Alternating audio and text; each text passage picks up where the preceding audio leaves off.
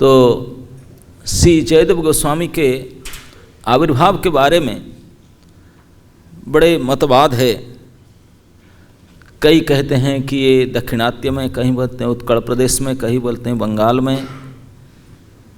तो हम गौड़ीय हैं, तो गौड़ीय अभिधान उक्त को ग्रहण करते हैं। उसमें बताया कि केंदुबल्य ग्राम उड़ीसा में भी है, बंगाल में भी है, साउथ में भी है, स्थान तो एक ही है केंदुबल्य ग्राम।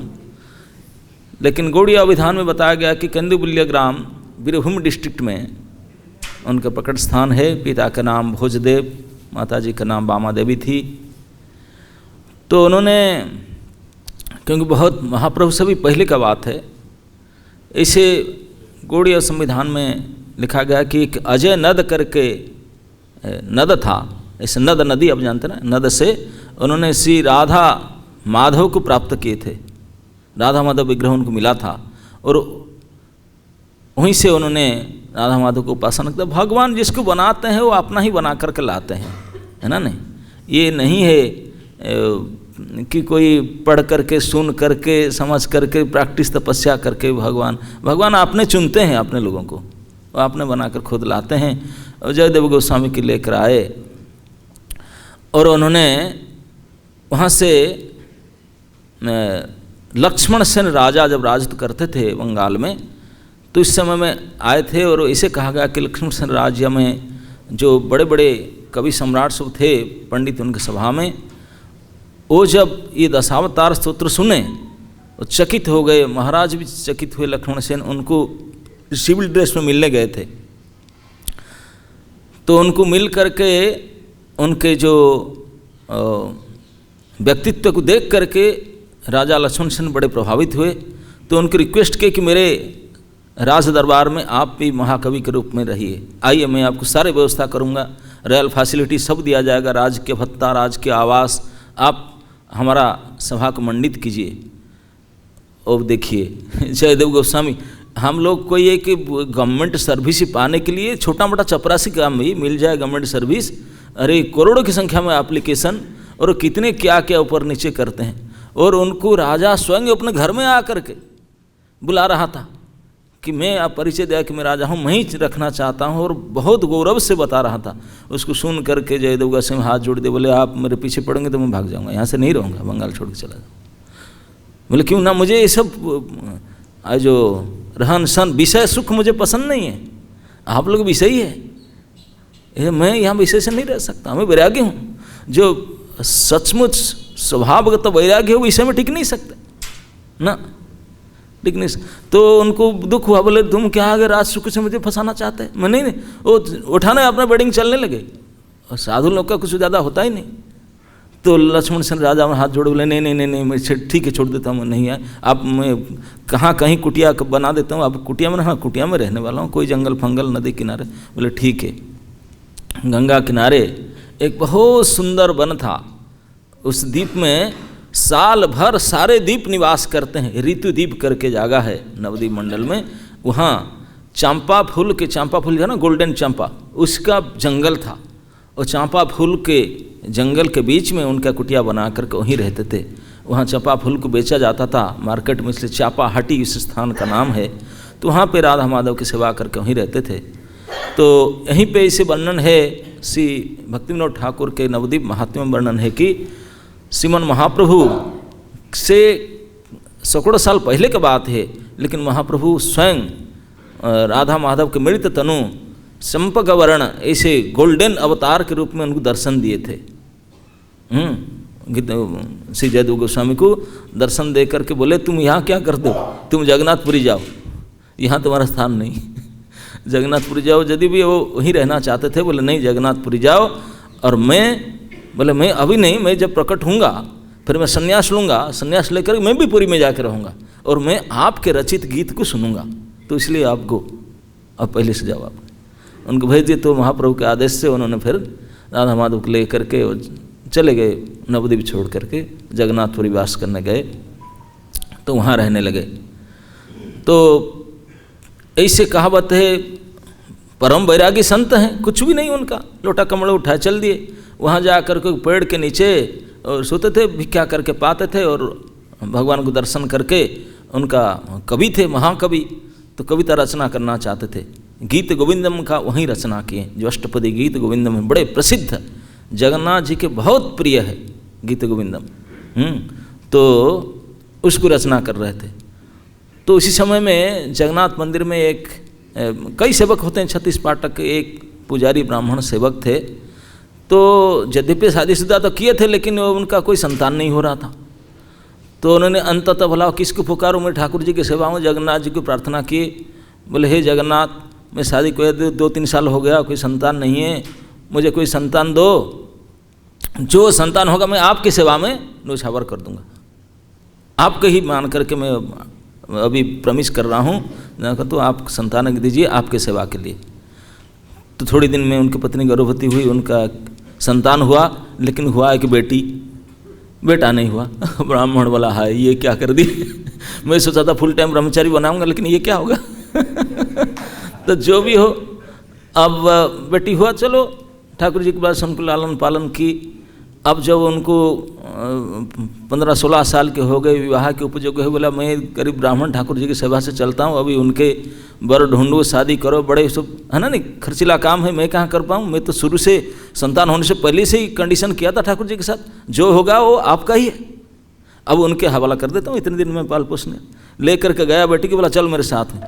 मंदिर में जाकर श्रृंगारी ब्राह्मण था, बोले ठाकुर जी ये आपका ही है, आप उनका, मैं अभी तक पालन सुन करते, अभी उनका शादीशुदा आप संभालिए, किसको शादी करेगा, वर भी ढूंढिए, आपने पात्र ढूंढिए, और दहेज फहेज देकर जो भी करना है आपको करना है, कन्यादान। कन्यादान आपको करना है, हमारा पहले से एग्रीमेंट था, जन्म होने से पहले। भगवान हंसने लगे, बोले मुझे पता है, तो आके मुझे बोलेगा हाँ मैं दिया था उनको, मैं कन्यादान करूँगा, और क्या, मैं एडवांस बुकिंग करके रखा हूँ उसके लिए। बोले क्या, अब बर देख लिया, मैं देखा वो बिल्कुल रेडी हो कि आज ही शादी करना है, आज ही लेकर जाओ ना, कहाँ बताओ, मैं एड्रेस बताता हूँ, नोट करो। जगन्नाथ ने उनको एड्रेस बताया, बोले चले जाओ सीधा, वो पार करके देखना पेड़ के नीचे एक लंगूटीधारी बैरागी संत बैठा है, वही हमारे बेटी का नाम था पद्मावती, पद्मावती के दामाद तो वही है, उसके लिए मैं बनाया उसको। बोले ये बैरागी, हाँ वो, बोले राजी नहीं होगा, बोले मेरा नाम बताना, हमारा प्रसाद है, शादी करना ही पड़ेगा। और ब्राह्मण जब ठाकुर जी की आज्ञा है लेकर के पद्मावती के लेकर के गई, और देखे अपना बैठे थे अकेले भिखारी वेश में अपने, और जा कर के बोले वो पुजारी जी आप कैसे, ना ये बेटी है, क्या कर रहे हैं, हम ब्रह्मचारी हैं, बैरागी हैं। बोले नहीं अब, वो बोले ना, बोलो मैं जा रहा हूँ पर छोड़ करके। बोले जगन्नाथ जी से मैं से, बोले नहीं जगन्नाथ जी का आदेश आपको भेजे हैं, अभी आप रखिए, मैं नहीं जानता हूँ। उनके पास छोड़ करके ये चले गए, पुजारी चले गए, और वो बोलते जैसे चले गए, बुलाया अरे रुको लेकर जाओ बेटी को, नहीं मैं नहीं लेने वाला हूँ, ठाकुर जी के आदेश में। तो बोले कि जयदेव गोस्वामी उठकर बोले देखिए आपका नाम क्या, तो आप जहाँ जाना चाहती है मैं आपको छोड़ देना चाहता हूँ, हाँ कृपा करिए, मेरे देखो यहाँ तो कोई रहने के स्थान नहीं, पेड़ के नीचे हैं, आप कहीं रहेंगे। सो पद्मावती ने जयदेव गोस्वामी के चरण में गिर करके प्रार्थना करने लगी। बोले मेरे पापा के सामने साथ में मैं गई थी मंदिर, मेरे सामने ठाकुर जी ने आपके नाम बता करके आपके दासी के रूप में मुझे भेजे हैं, मैं खुद सुनी हूँ, तो मुझे आपने कैसे आप निकाल सकते हैं, आप निकाल देंगे तो मैं आपके चरण की सौगंध से ही आत्महत्या कर डालूंगी। बोले लेकिन मैं कहाँ से मेंटेन कर पाऊँगी, मेरे कुछ है ही नहीं, हमारा रहने का ना खाने का ठिकाना नहीं कुछ। बोले जैसे आप जीवित रहते हैं मैं भी आपके साथ इसी प्रकार जीवित रहूँगी। और ये आप शायद मन में सोचते होंगे कि अब मैं गृहस्थ आश्रम स्वीकार कर लूँगा और मैं तो खुद अपना मेंटेन नहीं कर पाता हूँ और उसको कैसे पालूँगा, इतने सारे डिमांड उसका होगा क्या होगा, ये अब भूल से मत सोचिए। आप ठाकुर जी के आदेश से मुझे स्वीकार करिए दासी के रूप में, और देखना आज से आपका जो भी चिंता सब दूर हो जाएगा। अगर मैं इस नहीं कर पाऊँ तो मुझे आपने त्याग देना। तो उनकी इस दमदार बात के ऊपर जयदेव गोस्वामी बोली क्या बात कर रही है, दुनिया में तो ऐसा क्यों हुआ ही नहीं। तो फिर उन्होंने उनको स्वीकार किए और उसी दिन से उनके चरण के शपथ ले करके पद्मावती ने उनके स्वामी जयदेव की सेवा में ऐसे लग गई कि जो पेड़ के नीचे रहते थे उन्होंने स्वयं जा करके झाटी से पत्थर से ला करके और उनके लिए एक कुटिया बनाई, पेड़ के नीचे एक कुटीर स्वयं बनाई जंगल से पत्थर पत्थर ला करके, मिट्टी से झाड़ी से ला करके बनाई।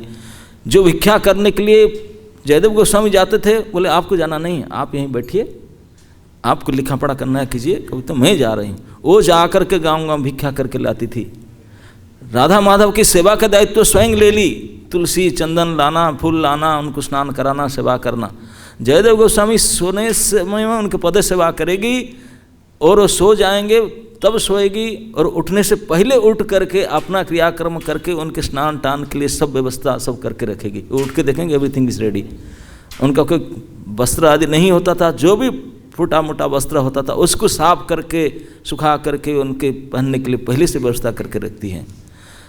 उनको कुछ भी नहीं टेंशन उठाना पड़ा, रेडीमेड सब प्रसाद मिल रहा है, भिक्षा, घर के रहना, व्यवस्था, पानी, सब यही से सेवा की। जयदेव गोस्वामी कहे सचमुच में इसी के चक्कर में फंसा था, मेरे रचना नहीं हो पा रहा था गीत गोविंद। ठाकुर जी ने व्यवस्था किए, मैं उनके गीत रचना कर सकता हूँ, अभी तो मुझे समय है, सोच कर मैं लिखा हूँ। तभी पद्मावती के कारण ही जयदेव गोस्वामी सक्षम हुए इस गीत गोविंद को पूर्ण करने पारे में, नहीं तो उनको टाइम नहीं होता था। सब कुछ करें, भीख मांगे, खाना बनाए, सेवा की पूजा सेवा करे, घर साफ कर, कैसे करें, हो नहीं पाता था। लेकिन पद्मावती इस प्रकार सेवा की कि वो कुछ नहीं करे, सब कुछ पद्मावती करने लगी। तो इस प्रकार से, और उनको अपना साधन भजन तक करने, उनका साधन केवल यही था, अपने जीवन का एकमात्र तपस्या और एकमात्र व्रत अपने पति को प्रसन्न कर सेवा के द्वारा वही लगी। तो जयदेव गोस्वामी नीलाचल धाम में वहीं रह करके जगन्नाथ जी के दर्शन करते थे प्रतिदिन, और वहीं पे गीत गोविंद रचना करते लगे। ऐसे कथन आता है कि उनका गीत गोविंद स्तोत्र को देख करके श्री जगन्नाथ मंदिर के जो राजा थे गजपति महाराज, उन्होंने बोले इतने सुंदर, तो उनको बुलाकर बोले मेरे नाम में लिख लो कि मैं रचना क्या करके, वो भी राजा भी कवि था।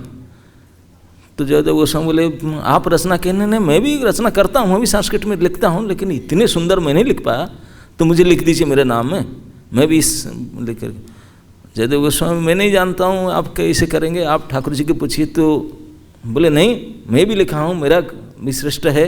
तो जगन्नाथ जी के पास रख दिया गया, जो राजा के रचित और जयदेव गोस्वामी के रचित। सुबह जाकर देखे जगन्नाथ जी ने जो जयदेव गोस्वामी के गीत गोविंद को लेकर के छाती में पकड़ के रखे हैं, और उनको पैर के नीचे फेंक दिए। राजा को बड़ा अपमान महसूस हुआ, जो पब्लिक में देखा गया, इतने महसूस है कि राजा सुसाइड करने जा रहा था, मतलब डूब के मर जाऊंगा समुद्र में। मुझे जगन्नाथ जी के प्रधान सेवक, मुझे इस प्रकार अपमान, ये कहीं वैराग्य आ गया, उनको स्वीकार कर ली। जगन्नाथ जी ने बोले रुको रुको, तू नहीं जानता, उसके महत्व नहीं जानता। साधु मेरे हृदय होता है, मैं ही साधु के हृदय में रहता हूँ, अपना तू उनके शरण में जाओ, तेरा भी कल्याण होगा। मैं तेरा कुछ पद ला करके उसमें जोड़ दूंगा, तुम मरो मत। पीछे तो मेरा भक्त है, लेकिन इनका तरह नहीं है, उनकी सेवा करो। तो राजा को फिर बुला करके उन्होंने फिर जयदेव गोस्वामी को शरण गए, और उनको राजभवन में ला कर रखने के लिए सारे व्यवस्था किए। जब राजभवन में रखने के लिए व्यवस्था कर जयदेव गोस्वामी तो पहले से राजी नहीं हो रहे थे, बोले मैं राजा का चक्कर में तुम ऐसे हुआ, तुम बोले मैं ही कुटिया में रहूँगा। तो कुटिया में रहे। इस प्रकार घटना है कि बोलते हैं कि एक समय ऐसे हुआ कि वो जब लिख रहे थे तो एक उनको साक्षात दर्शन होता था वृंदावन के लीला का।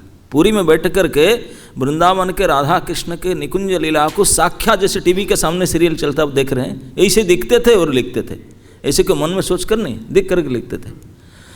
तो एक समय राधा रानी की मान लीला का दर्शन हुआ उनको, और श्री भगवान ने मानिनी राधिका को, खंडिता नायिका को मनाना इतना आसान बात नहीं है। वो मान करके बैठ गई, और भगवान ने उनको मान भंजन करने के लिए, उनको मनाने के लिए हर कुछ सब कुछ अपना लिए, लेकिन वो मान नहीं रही थी, बड़े रुठ गई थी। तो भगवान ने अंततः समर्पण किए अपने आप को, फुल सरेंडर किए, पूर्ण समर्पण किए श्री राधिका के चरण में। बोले मेरे पास कुछ है ही नहीं, मैं रात में बनचारी वृंदावन में घूमती हूँ और आप भी आए हैं, तो मेरे पास ये बांसुरी है, यही मेरा संपत्ति ले लो। उनके मयूरपूछ बांसुरी वो राधा जी के चरण में दे दिए भेंट। बोले अब तो मान जाओ, फिर भी नहीं मानी। तो ऐसे दिखाई पड़ा, जयदेव गोस्वामी देख रहे हैं कि श्री भगवान ने उनको मनाने के लिए श्री राधिका को उनके चरण पकड़ करके प्रणाम कर लिए और बोले कि हे राधे, आपके श्री चरण को मेरा सर में धर दो, अब तो खुश हो जाओ, मान जाओ। जब ये प्रार्थना करने लगे, इसे राधा जी बैठिए ऊपर में चौका के ऊपर, पत्थर के ऊपर, और नीचे गिड़गिड़ा करके भगवान ने चरण को मांग रहे कि मेरे सर में रख दो तेरा पद पल्लव को।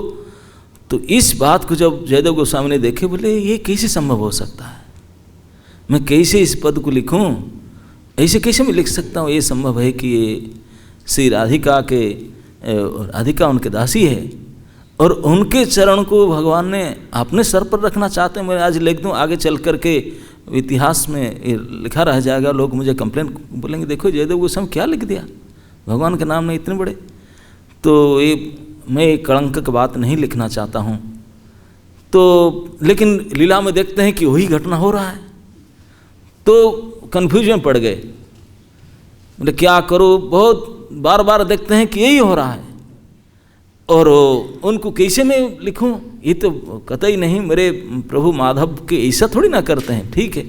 और राधारानी स्वीकार कैसे, वो बिल्कुल उसको अब कलम चला नहीं उनका लिखने के लिए, बैठे सोच सोच करके क्या करूं, उसको कैसे लिखूं, मेरा बदनाम होगा, ठाकुर जी के लिए अच्छा नहीं है आगे चल करके उनका रिकॉर्ड। तो जयदेव गोस्वामी फिर बहुत समय बीते, बोले ठीक है बाद में सोचते हैं क्या करूँगा। तो पद्मावती बोले, पद्मावती अपना कहीं भिख्या भिख्या करके कुकिंग करने में लगी थी। अब दोपहर हो रहा था, उनको दोपहर तक लिख नहीं पा रहे थे, सुबह से बैठे थे। तो जयदेव गोस्वामी बोले कि पद्मा कुकिंग हो रहा है ना, हाँ बस थोड़े दिन प्रसाद रेडी होने वाला है ना, मैं जा रहा हूँ स्नान करके आ रहा हूँ, अब प्रसाद रेडी को स्नान कर, ऐसे नहीं हो रहा, थोड़ा व्यस्त हो करके उठ करके बोले तेल लाओ गमछा लाओ, तेल गमछा ला करके दिए, तेल फिर लगा करके गमछा ले करके जयदेव गोस्वामी स्नान करने निकल गए। जैसे जयदेव गोस्वामी स्नान करने निकल गए, पोथी पोथी बंद करके, और लिखा नहीं पा, आज दिन में जो बचे थे यही लीला लिख नहीं पा रहे हैं। तो थोड़ी देर में जयदेव गोस्वामी वापस आ गए। तो पद्मावती देखा, बोले क्या हो गया आप आ गए ना, हाँ मुझे वो स्नान करने रास्ता में याद आ गया, मैं जिस सुबह से लगा था लिखने के लिए, मैं याद आ गया, उसको लिखना चाहता हूँ, आप रेडी हो ना, बस भोग लगने वाला है ना, मैं प्रसाद तैयार करूँ, मैं प्रसाद पाऊँगा। तो जयदेव गोस्वामी जा करके अपना जो लेखनी रूम को गए, वहाँ बैठ कर पोथी खोल करके कुछ लिख कर थोड़ी देर बाद आए, और उन्होंने कौन सा फिस्ट बनाई थी, उनके हिसाब से जो मांग करके थोड़ा राइस लाई थी, चावल बनाई थी, और उसके साथ में इमली के पत्ता की चटनी और थोड़ा साग, बस वही अपना राजभोग था। तो उसको एक केले के पत्ता ला करके उनको भोग ऑफरिंग करती, और बोले ठीक है। जयदेव गोस्वामी बैठे, उनको प्रसाद पवाया, स्वयं परिवेषण करती थी, और प्रसाद पाए, प्रसाद पा करके फिर बोले मैं जा रहा हूँ, अब स्नान नहीं किया, बाद में स्नान प्रसाद में। तो वो चले गए जयदेव गोस्वामी। तो पद्मावती ने प्रतिदिन की तरह वो चले जाने के बाद में फिर वो झुट्टन पत्तल में जो उनको उचिष्ट बच गया था, वही पत्तल में उसको खाने लगी। वो खा रही थी, इतने में जयदेव गोस्वामी फिर आए। अब गीला गमछा पहने हैं, एक गमछा नीचे उड़ के कंधे में डाले, आ करके घर के गेट में प्रवेश करते हुए देख रहे बल बल करके। पद्मावती देखा क्या हो गया, वो खा रही थी। बोले क्या मुझे ऐसे क्यों देख रहे हैं, अरे इतने साल हो गया शादी के, अब तो देखे नहीं थे क्या अभी ऐसे क्यों देख रहे हैं। तो जयदेव गोस्वामी कहते हैं पद्मा देखा तो था मैं आपको, कई बार देखा हूँ, लेकिन जब से तुम मेरे पत्नी के रूप में मेरे पास आई है, मैं आपको ऐसा कभी नहीं देखा कि मैं खाने से पहले भी तुम खा लो और बैठ कर बढ़िया से खा रही हो। कभी ऐसा नहीं हुआ, जिस दिन से मेरा हाथ पकड़ी है तभी से मेरा उचिष्ट ही तो खाती है। मैं हमेशा देख रहा हूँ, मैं खाने के बाद जो भी बचा कुछ उसी को खाती है, लेकिन आज मैं भी स्नान करके आ ही रहा हूँ, गमछा गीला पहना हूँ, और आप देख रहा हूँ मजे से खा रही है, ये क्या हो गया। तो पद्मावती बोलते ये क्या बात कर रहे हैं आपने, मैं कभी नहीं ऐसा करती हूँ, आज भी नहीं किया हमने, मैं तो आपको उचिष्ट ही खा रही हूँ, सदा खा कर आया, आज भी खा रही हूँ। जयदेव गोस्वामी और कन्फ्यूज हो गए, बोले पद्मा मैं देखा था कि आपके सेवा भाव कोई तुलना नहीं है। सेवा तो करती थी, लेकिन मैं कभी नहीं महसूस किया कि आप झूठ भी बोलती है। सत्यवादी थी, लेकिन आज मेरे सामने सरासर झूठ भी बोल रही है। पद्मावती बोला, आप ये क्यों पागलपन आप कर रहे हैं? मैं आपके पहले से खा रही हूँ, आप झूठ बोल रही हूँ, ये सब बातें आप क्यों कर रही हैं ना? और क्या, मैं अभी खाया ही नहीं, स्नान करके आ रहा हूँ और आप खा रही है मेरे सामने, बोलते कि मैं उचिष्ट खा रही हूँ और बोलते मैं झूठ नहीं बोल रहा हूँ, ये क्या? तब पद्मावती ने बोली तो आप क्या बात कर, मुझे समझ में नहीं आ रहा है।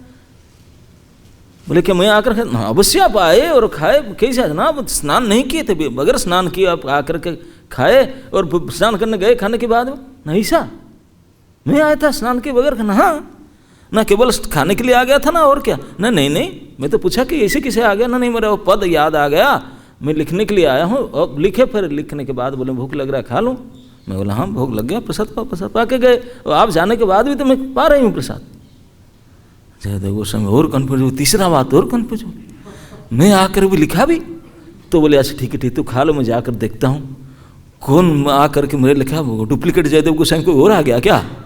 अरे मैं तो अभी स्नान करके, अब जा करके उनके जहाँ पोथी के पास जहाँ रखे थे घर में जाकर देखें तो पोथी बिल्कुल खुला पड़ा था, बंद नहीं किए थे। जो डुप्लीकेट जयदेव गोस्वामी आए थे वो खोल करके लिखे तो सही, लेकिन बंद नहीं किए, जल्दी से चले गए, शायद पकड़ा ना जाए। तो जाकर देखे पोथी खुला हुआ है। जिस भोजपत्र के ऊपर उन्होंने लेखनी से तब जमाने पेन पेपर था नहीं, ये लोहे के कांटे से लिखा जाता था पत्ते के ऊपर, तो जो लिख रखते थे उन्हें, कई बार लिखते हैं तो उनके हस्ताक्षर नहीं था, उनके हाथ की लिपि लिखा और अक्षर नहीं था, वो कुछ इतने अनन्य सुंदर अक्षर लिखा हुआ था जिसको देख कर के बैठ गए। उसको देख कर उठा कर सर में लगाया, छाती में लगाया, चुम्बन करने लगे, बोले हाय है ये किसकी लिखा है? अब जब देखे जो 2 लाइन लिखा गया था, 2 लाइन लिखा गया था बस, स्मर गरल खंडनं मम शिरसि मंडनं दही पद पलम उदारम। वो 2 लाइन गीत गोविंद में, श्री गीत गोविंद में अष्टपदी में ये 2 लाइन जयदेव गोस्वामी के रचित नहीं, लिखित भी नहीं है, उनके हाथ के द्वारा लिखा भी नहीं, साक्षात भगवान गोविंद के द्वारा उनके हस्तकमल से लिखित 2 पद है। आज भी प्रमाण है, गोविंद हस्त लिखित 2 पद जो है जयदेव गोस्वामी के गीत गोविंद में, उसको देख करके तो उनका होश उड़ गया। बोले साक्षात भगवान माधव आ करके मेरे रूप में, मैं तेल लगा करके स्नान करने गया था काम चलो, वही रूप लेकर के आ गए, इसी रूप ला करके वो लिख कर चले गए जिसको मैं सुबह से लिखूँ ना लिखूँ इसे असमंजस में पड़ा था, उसी 2 लाइन को स्वयं लिख करके चले गए। ये उनके हस्ताक्षर ही लिखा हुआ है। और इतने उठे और इतने रोए, अष्ट सात्विक विकार होने लगा। वो अपने बैठ के खाती थी, वो क्या कर रहे हैं, पति अपना कर रहे हैं, खा पी करके और पत्तल को ले करके बिल्कुल चाट चूट कर खा ली, बड़ा सुंदर प्रसाद था, खा करके अब पत्तल फेंक करके आई और गोबर में लिप दी, तभी तक पतिदेव बाहर आ रहे हैं। तब तो भाव गदगद होकर पतिदेव आ रहे, अब तक गमछा भी नहीं बदले हैं, गीला गमछा में गदगद होकर आ रहे हैं। बोलते तो हो क्या गया आपका, कपड़ा नहीं बन रहे आज? अब बोले पद्मा कह करके उनके चरण में गिर गए। बोले यह क्या कर रहे हैं, मेरे चरण पकड़ रहे हैं? बोले मेरा पास और कोई उपाय नहीं है, तेरे चरण पकड़ूंगी नहीं तो क्या करूं। क्यों? बोले जीवन भर मैंने त्याग तपस्या साधन भजन किया, लेकिन मेरा तो टिकट कन्फर्म नहीं हुआ, रह गया।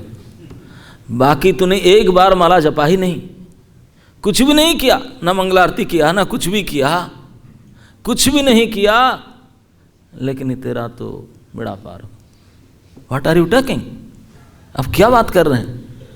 बोले तुझे पता नहीं, साक्षात गोविंद से माधव जो हैं हमारे पूजा करते हैं इसको, वो स्वयं आए मेरे रूप धारण करके, ये मैं नहीं आया था, वही आए, मैं तो अभी पता चला मुझे, वही आकर के लिख गए। सुबह से मैं जिसको फंसा हुआ था वो स्वयं, चलो देखो ये उनके हाथ लिखा, मेरा हैंड राइटिंग थोड़ी है, ये उन्हीं के हैंड राइटिंग है, वो स्वयं लिख करके गए और वो तो लिख गए चलो मेरे लिए, मैं तो देख नहीं पाया। तूने उनको दर्शन किया, दर्शन नहीं किया, स्पर्श नहीं, उनको खिलाया, बैठा करके परिवेशन कर खिलाया, दरस परस किया, खिलाया नहीं, और बाद में उनके झुटन खुद खा गई सारे, मुझे तो एक दाना भी नहीं दिया।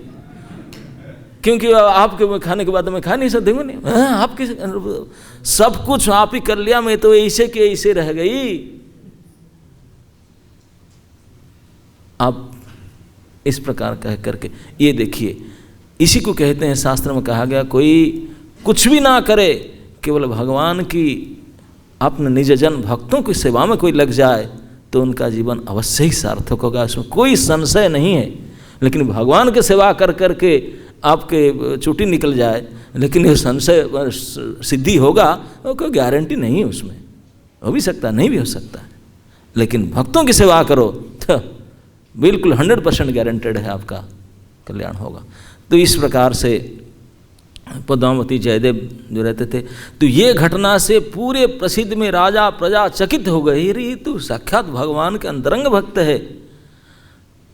तो इस प्रकार से और उनका प्रसिद्धि बढ़ने लगा। ऐसे कथा आता है कि एक बार उन्होंने, फिर लोग दान दक्षिणा देने लगे। एक बार राधा माधव के कुछ उत्सव करने के लिए, विषय उत्सव के लिए कुछ अर्थ प्राप्ति करने के लिए, राजा से अर्थ नहीं लूँगा, मैंने खुद अपने हिसाब कलेक्शन को फंड रेज करके लाऊंगा।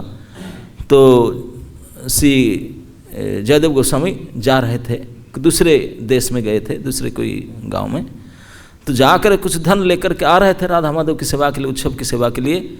और रास्ता में जंगल था, और जंगल होकर जब आ रहे थे कुछ डाकू उनको पकड़े। 4 दस्यु थे, पकड़ करके उनके सारे संपत्ति जो राधा माधव को उत्सव ले रहे थे उसे छीन लिए और उनको मार देने के लिए बोले गांव से जाकर राजा को बता। राजा के साथ उनका बहुत अच्छा घनिष्ठ था, सबको पता है। बोला तेरा राजा के साथ तू राइट हैंड, राजा आपका बात मानता है, तो राजा को बोल देगा, राजा हमको मार डालेगा, तो तुझे हम पहले से मार देते हैं।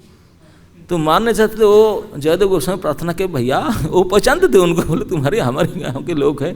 बोला हम तो तेरा पीछे किए थे, तू लेकर आया संपत्ति। बोला जो संपत्ति ले लिए फिर मुझे क्यों मार देना चाहते हो? नहीं, तू राजा को बोल देगा।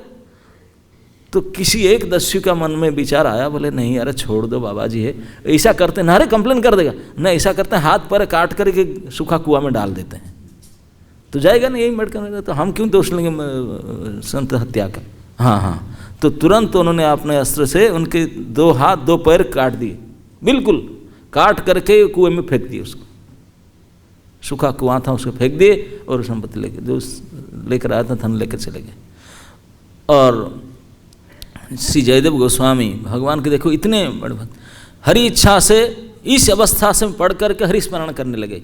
उनके प्रति कोई उनका द्वेष नहीं हुआ, कोई उनके ये भाव नहीं, ईर्षा भाव नहीं हुआ। वही पढ़ करके हरि स्मरण कर लगे, हरि जैसे इच्छा आपके, मुझे फिर बचा दिया। अरे बचाया हैंडलेस लेगलेस करके, अरे कोई होता कुछ तो दे देता, एक आध दे देता, आधा सेट लेता, आधा सेट दे देता, काम चल जाता, कैसे लकड़ी फकड़ी लगा करके। ये क्या कि दोनों हाथ दोनों पैर ले लिया, अब कुएं में डाल दिया, कोई मेरे सुनेंगे भी नहीं, कोई कौन पान, केवल हरि नाम की जिह्वा पर उच्चारण करके वही उनका क्षुधा, वही उनका खाने का वस्तु, पीने का, रहने का, सब कुछ वही केवल हरि नाम को धारण करके कुएं में पढ़ करके हरि स्मरण कर रहे थे। ऐसा भगवान की व्यवस्था है। पता नहीं भगवान कैसे भक्तों के साथ व्यवहार करते हैं। अब नेक्स्ट डे दोपहर में उस देश के जो राजा था गजपति महाराज, वो गए थे मृगया में। वो आ रहे थे और उनको जंगल के अंदर, इस कुआं के अंदर से सुनाई पड़ा हरिनाम। बोले कौन हरिनाम कर रहा है? आकर देखे, बोले कोई पड़ा है, बिल्कुल रक्त किच हुआ है, सब ब्लड हुआ सब। तो उनके लोगों को बोले देखो, तो लोग जाकर उठाए, बोले देखे तो ये तो जयदेव जी है। बोले ये क्या हो गया आपका? ना ये भगवान की इच्छा, भगवान ने इसे दंड दिए। बोले कैसे, क्या बताओ तो सही ना, क्या बताऊं, मेरे पूर्व जन्म का कोई विशेष पाप था कि महापापी हूँ, इसलिए पाप भगवान ने ऐसे हाथ पर काट दिए, हाथ पर निकाल दिए। बोले ऐसे पढ़ा। कितने बोले बोलो मैं आपका हूँ, मैं जरूर बदला लूँगा, लेकिन बोले ना, अच्छी तरह से पहचानते थे उनको, कौन था वही गांव के लोग, लेकिन बोले नहीं, उनका नाम नहीं बताया, परिचय नहीं दिए, बोले नहीं, क्यों नहीं बोले, मेरे कर्म के फल में भोग रहा हूँ, हरि की इच्छा मुझे दंड दिया, चलो हाथ पर काट दिया। अब हरिनाम तो करने के लिए इतना शक्ति तो है, मैं हरिनाम तो कर पाता हूँ सुख से। इसी में प्रसन्न होकर इसे बोले। राजा बोला आगे तंग हो गया, बोले ये ऐसा व्यक्ति है, उनका हाथ पर काट कर फेंक दिया गया, और कल रात की घटना अब बताता नहीं, कितने महान होंगे। राजा उनको उठा करके लेकर गया, लोगों को लेकर चलो मेरे राजभवन में, उनको उद्यान में लेकर रखा व्यवस्था करके, और बिल्कुल विशेष प्रकार के उनके डॉक्टर लगा करके उनको सब घाव सुखा दिया, और उनको सेवा करना, हाथ पर नहीं बैठ कर उनके खाना पीना टॉयलेट बाथरूम कई सेवक लगा दिया, राज सेवा में रहने लगे। अब तो घर में अकेले रहते थे, अटैच बाथरूम था नहीं जिससे जाते थे, अब तो राज सेवा में बिल्कुल व्यवस्था होने लगा। कई लोग लग गए, राजा रानी दोनों ही सेवा में आते थे, उनके गुरु बना दिए उनको, राजगुरु की तरफ वहाँ रहने लगे, सेवा होने लगे। तो एक दिन राजा ने आकर बोला कि आप इतने महान हैं तो मैं आपको प्रसन्न करना चाहता हूँ, इस सेवा से प्रसन्न है, और कौन करना चाहते हैं, और क्या करूँ आपके लिए, राजपाट सब आपका ही है। तो जयदेव जी बोले कि देखिए जीवन में सबसे श्रेष्ठ एक ही सेवा है, क्या ना, भक्तों की सेवा। वैष्णव सेवा सबसे बड़ा सेवा होता है। आप तो भगवान की सेवा करता हूँ, मैं तो भगवान की सेवा नहीं कर पाया, लेकिन भक्त सेवा में मेरे मन लगता है। ना बताए कैसे करूँ, ना कि बहुत दिन हो गया आपके यहाँ भंडारा वगैरह नहीं हुआ है, कि बहुत बड़ा भंडारा आयोजन करो, दान दक्षिणा, सारे ब्राह्मणों को वैष्णव को बुलाओ, तो उनके लिए भोज और दक्षिणा की व्यवस्था करो, माघ मास में बहुत होता है। तो राजा बोला बिल्कुल करता हूँ। और जैसे जैसे उन्होंने बताए इस प्रकार से जगह से आयोजन करके पूरे उनके देश से जितने ब्राह्मण वैष्णव भक्त सबको बुलाया, और बोला राज के हिसाब से, राजा के हिसाब से भंडारा होगा, चकाचक भोजन, और दक्षिणा भी एनवलप भी बड़ा मोटा होगा। तो इस हिसाब से बहुत लोग आए। वो जो 4 दस्यु थे जो उनको हाथ पर काट कर लेते, वो भी डुप्लीकेट ड्रेस पहन करके मेकअप करके वैष्णव बोला हमको मिल जाएगा, जने फिर डाल कर लोही बाजार से खरीद ले आए सामान, ला करके वैष्णव वेश पहन करके हो गए, ड्रेस पहन करके आप साफरन कपड़ा पहन ले, चोटी लगे, सेविंग करके नींव डाल करके चले, बीट बैग में हाथ डाल कर हरे कृष्ण चले, पहुँच गए, दक्षिणा मोटा मिलेगा। अब पहुँच गए, और भीड़ के अंदर वो भी थे, लेकिन जा रहे थे उसी लाइन में, नियम वही था, जो भी जाएंगे जो महंत है वही तो राजा के गुरु थे, उनको प्रणाम करके फिर जाते थे, और जाकर फिर भंडार के दक्षिणा फकना लेकर के प्रसाद होता, फिर वहीं से फिर आते, रास्ता वही था जाने आने का, रास्ता में बैठे थे।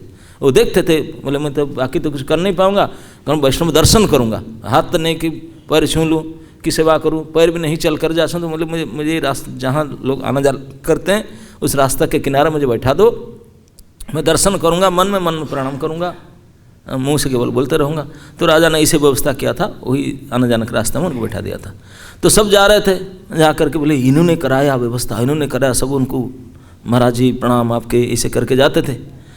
अब लाइन में जाते थे, वो चारों आ रहे थे, वो देख लिया, अरे वो कैसे नहीं पहचानेंगे, थोड़ी दिन पहले तो उनके हाथ पर काटे थे। देख करके उनका ब्लड प्रेशर हाई, बोले अरे यही है, अरे यार राजा तो उनके नौकर की तरह बन गया है, अगर वो बता दे तब तो ही भंडारा में ही हमारा गला काटेगा। हाँ इतने बड़ा, बाप रे बाप, वो क्या खाने के लिए आए थे, उनका पैर के नीचे जमीन खिसकने लगा। बोले क्या खाए, क्यों आए, सर्व लोभ के मारे, ये बेकार गया यार, अभी जान जाएगा, बिल्कुल थर थर थर कांपने। लेकिन आ चुके हैं, अभी तो गेट पार करके वो जा भी नहीं सकते। वो देख ली, वो उनको देखा, जद वो सब देख करके इसी गौर से देखे, और जब वो गौर से देखे बोले गया, वो तो निश्चित इशारा कर डालेगा, मरेंगे आज तो पता नहीं कब मारेगा।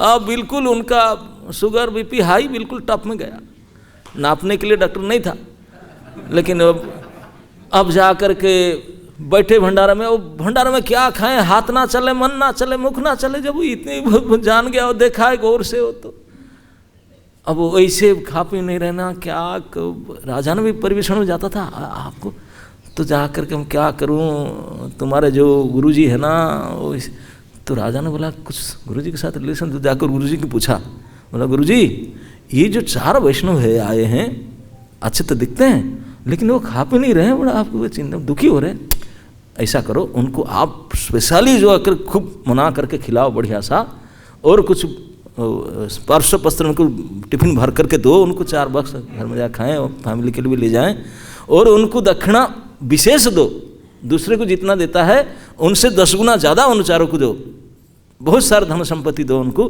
ताकि बोले क्यों ना, बस अच्छे भक्त है ना, दुखी हो रहे ना, सुखी करना काम उनका है, तो उनको दो। तो राजा ने बोला जैसे गुरुजी के आदेश है, जाकर बैठकर उनको खिलाया। बोले गुरुजी क्या आज्ञा? तो मन में सोचो गुरुजी क्या आज्ञा, खिला रहा है। वो डाउट के बोले पॉइजन तो नहीं है उसमें, दूसरे तो वही खा रहे हैं, हमको वही दे रहा है, वही गुलाब जामुन वही बकेट से परिवेशन कर रहे हैं। तो बोले नहीं खाने, तो खा गए, तो खाए पिए बढ़िया से पेट भर के, उनको और भी दिया सामान में लोड करके। फिर बोला गुरुजी ने बोले आपको मुझे 10 गुना ज़्यादा दक्षिणा देना है। इतना ज़्यादा ना, इतना ज़्यादा हम ले नहीं सकते ना। गुरुजी ने बोले मैं आदमी दे करके बैलगाड़ी में भेजूंगा, हमारा राज कर्मचारी जाएंगे, आपका होम डिलीवरी देकर आएंगे, घर में सारे सामान दे करके आएंगे। तो राजा ने व्यवस्था किया, 5-7 लोग सारे इतने एक बैलगाड़ी में उनके सामग्री जो दहेज की तरह इतने सारे उनके गिफ्ट आइटम, इतने सोना रुपया और वस्त्र अलंकार पूरा बैलगाड़ी लोड करके राज कर्मचारी 7-8 लाठी लेकर के चौकीदार गए उनको छोड़ने के लिए। और जाते समय में आए फिर प्रणाम करने के लिए, वो प्रसन्न हुए देख करके, जयदेव गोस्वामी उनको देख करके। लेकिन वो जब प्रसन्न हो रहे देख कर खुश हो रहे थे, वो उनका तो हाल निकल रहा था। बोला पता नहीं ऐसे कर रहा है, इसका रहस्य क्या है, ऐसे क्यों कर रहा है? अब बाद में मरवाएगा क्या? अभी नहीं सबका सामने बोल रहा है कि क्या करे, उनको तो पाप छू रहा है ना मन। तो लेकर जा रहे हैं, तो जो राज कर्मचारी लेकर जा रहे थे, राजा भी पूछा, बोला नहीं मैं खुश हूँ।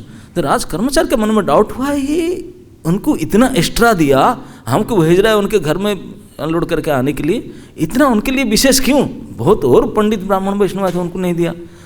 तो जैसे राज गेट से निकल कर रास्ता में जा रहे थे रोड के ऊपर से, उनसे कई एक राज कर्मचारी पूछा चौकीदार ने कि भैया एक बात पूछो ना, क्या ये जो राजा के गुरुजी जो हैं राजगुरु, आपके लिए क्या ऐसे, आपके साथ क्या नाता है, आपको राजा को भेजे, स्पेशल हमको भोजन कराए, भोजन सामग्री आपके घर के लिए परिवार के लिए भेजे, और इतने सारे आइटम बैलगाड़ी लोड कर दे रहे हैं, फिर हमको भेज रहे हैं आपका घर में छोड़ के आने के लिए, क्या बात है भाई, ऐसे क्या है?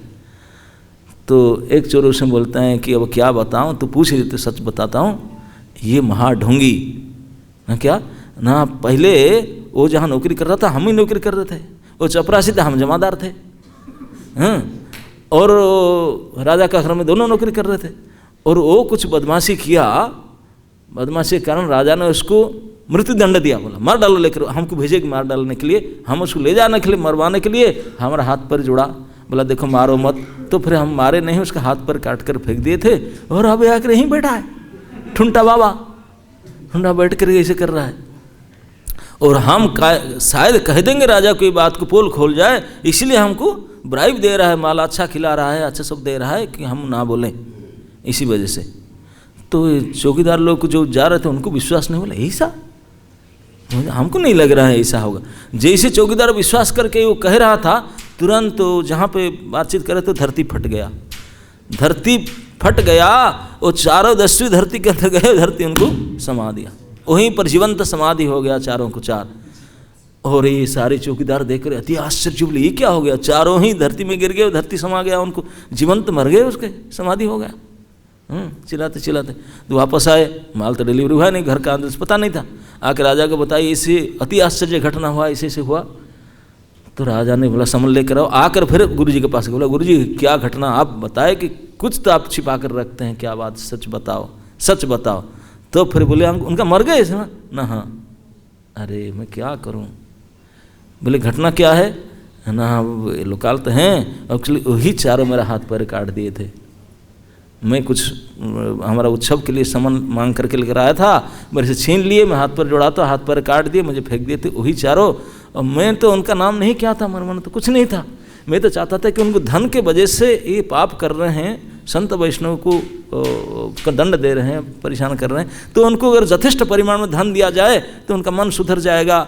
अब वो ऐसा काम नहीं करेंगे, इसलिए मैं उनको ज़्यादा दे रहा था। अब मैं तो कुछ बताया नहीं, लेकिन वो फिर भी संतुष्ट नहीं हुए, ऐसे ईर्ष्या के कारण ऐसे फिर भी झूठ बोल रहे थे, इसलिए धरती देवी झूठ को सहन नहीं कर पाया, उनके दंड विधान उन्होंने किया। जैसे बात जयदेव गोस्वामी राजा को कह रहे थे, सभी के सामने चौकीदार सब खड़े थे, जयदेव गोस्वामी के दोनों हाथ दोनों पैर फिर निकल आया, फिर हस्तपद हाथ पैर दोनों फिर आ गया उनका। अब तो समाज पूरा राज्य में प्रसिद्ध हो गया, अरे कई दिन से हाथ पर था नहीं, हाथ पर दोनों हो गया उनका, दोनों आ गया उनको। तो जो हम सुनते हैं भागवत में भगवान कपिल देव कहते हैं साधुओं का लक्षण तितिक्षिव कारुणिक सुहृद सर्वदेही नाम अजात शत्रवः शांत साधव साधुभूषण। तितिक्षा मतलब सहनशीलता। भगवान के भक्त होने का जो योग्यता, जो पात्रता है, जिस पात्र में भक्ति ठहरता है, भक्ति रहता है, वो पात्रता पहले होना चाहिए, तभी तो भक्ति अपन हृदय में टिकेगा। हमारे हृदय में अगर 4 गुण ना हो तो भक्ति टिकेगा कैसे?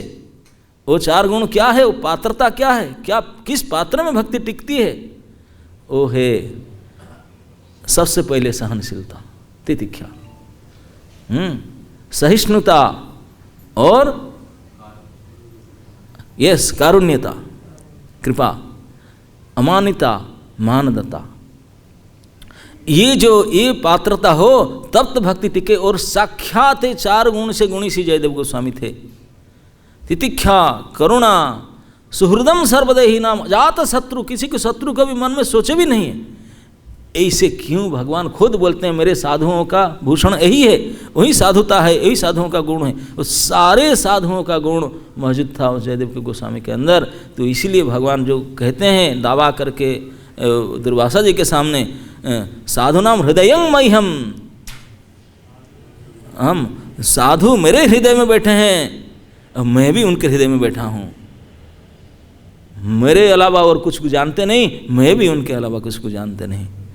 तुम क्या हंसो तपस्वी अपस्वी बहुत ठीक ठाक है, लेकिन वो मेरा रिश्ता नाता साधुओं के साथ ऐसा है। यही से भगवान के साधु प्रिय है साधु, यही से साधु थे श्री जयदेव गोस्वामी। और समय तो हो चुका है, उनके ऊपर और भी बहुत बहुत बहुत अद्भुत अद्भुत किंवदंती लीलाएँ हैं। गीत गोविंद के बारे में बहुत विशेष जगन्नाथ जी के साथ लीलाएँ हैं।